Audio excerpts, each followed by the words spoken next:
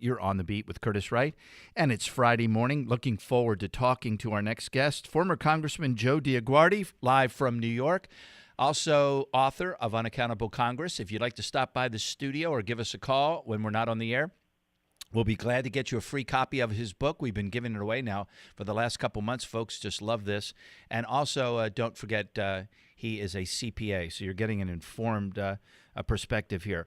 Good morning, Joe. How you doing? Good morning. Good morning. Thanks for that nice description. You know, not many people are proud to say they know CPAs. Well, they really don't. Sometimes, Joe. Celebrities. Most times, Joe, we don't know they're in the room. Now, let me first. Because you've been there and done this. First, Joe, I worked as a. I'm going to pick out a part of my career that most aligns with working for the federal government, and that was corporate facilities manager for Lockheed Corporation.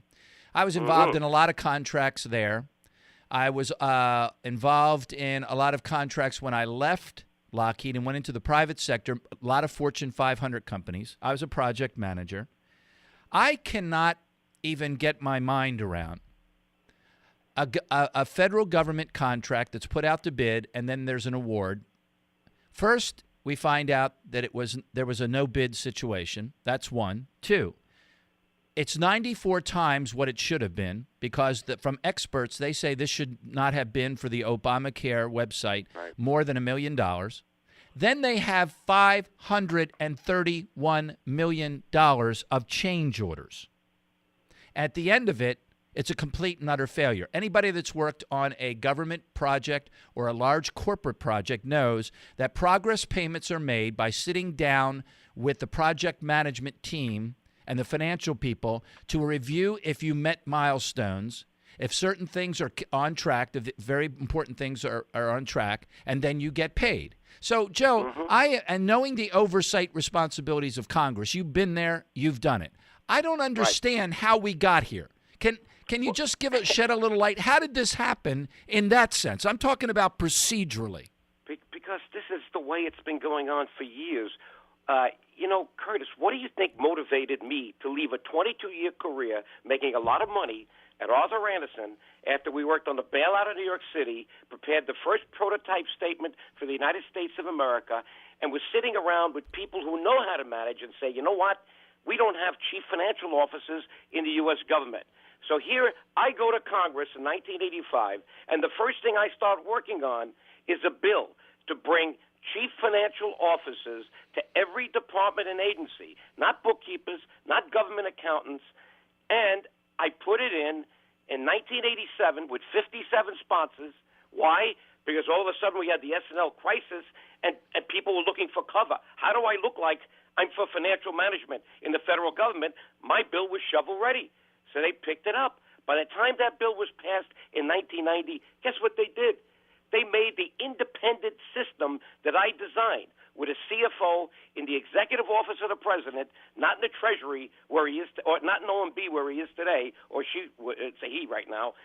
And they put all the other ones over every department and agency as political appointments. So let's fast forward. You've got now a disaster of financial management. I go on Google and I get the biography of the chief financial officer of HHS. Her name is Sheila Conley, C-O-N-L-E-Y. If you read her background, you are seeing an individual of the highest competence you could find. She's a CPA, a certified financial manager.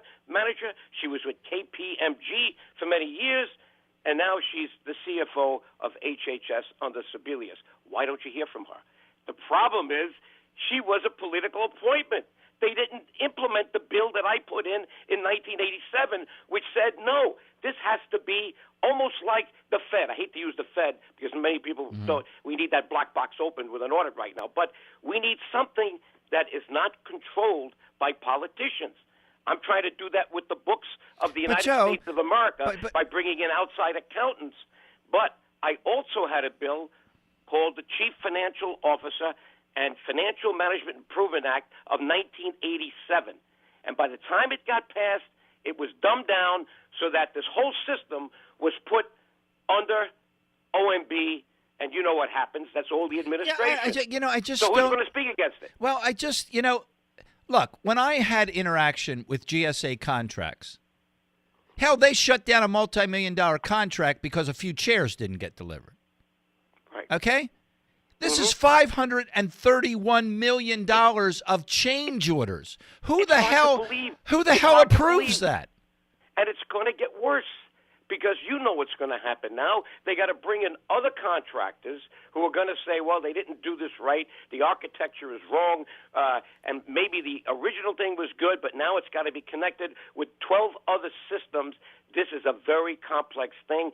It should never have been left to people in the public sector who are politically driven, and we still don't know whether that contract was given based on a bid or based on the fact that the people were not in conflict. The people who chose them were not in conflict with the people they chose. We got to look at this whole thing as one of the worst examples of mismanagement possible. When we have qualified people like Sheila Connolly, who was probably muzzled because someone said, you know what, that contractor is someone we need to get because we owe somebody something in the political system.